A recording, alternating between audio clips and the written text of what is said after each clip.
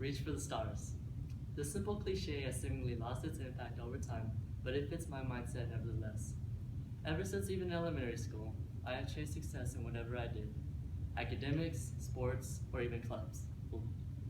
Um, this drive and ambition comes from my family and my past experiences. Through my membership in a high school band striving for success, to my nerve-wracking speech in my high school graduation, I have witnessed time and time again how hard work pays off. From different places all around the globe, my journey has unique features that have shown me the importance of devotion. I was born here in Lubbock, Texas, but I spent my early childhood in places such as Atlanta, Georgia, Seoul, South Korea, and finally Odessa, Texas. And through these years, it was just my mom and me trying to find a place to call home. My mom is from Seoul, South Korea, and she actually came here to Texas Tech to finish her degree when she had me. For the first 7 years of my life, it was just the two of us against the world, it seemed. I still remember to this day how she would work so hard at her job for extended hours and still come home with a smile. And when I first started school and I brought home homework, I could still always count on her help to help me with it. However, she would make sure to never just give me the answer, but instead made me think about the problem and solve it to the best of my ability. And soon I was able to do those problems by myself because of that. Today, I'm able to do even harder problems and take on challenges such as helping lead a prestigious marching band. In high school, to get a Division I rating on a marching band show is one of the highest awards possible, and I had the honor to help lead a band in which we were able to achieve this goal. The Odessa High School Marching Band has a streak of over 70 years of Division I ratings, and when my class entered the band, the pressure was on us to continue the streak. After my first year marching, I felt that I could do more to help the band, and so I took an officer position. In this position, I not only held myself to higher standards as an officer, but I also tried to help the other students in the music and the marching of the show. However, at first, no one would listen to me. They only saw me as their peer and nothing more. Frustrated, there were times that I was just on the verge of not caring anymore, but I always reminded myself how my mom didn't raise a quitter.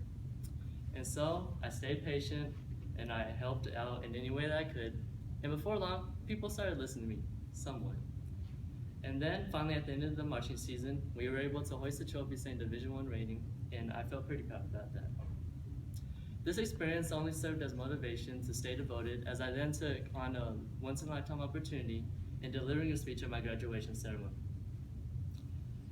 After years of hard work, I graduated as salutatorian of my high school class and was given the opportunity to speak at the graduation. At first, I thought there was no way I was going to do something like this.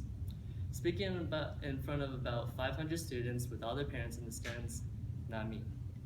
But when I told my mom of this decision, she reminded me how this is a rare opportunity and I might regret not seizing it. Afterwards, I realized my mom was right yet again, like always it seems, and so I took on the speech.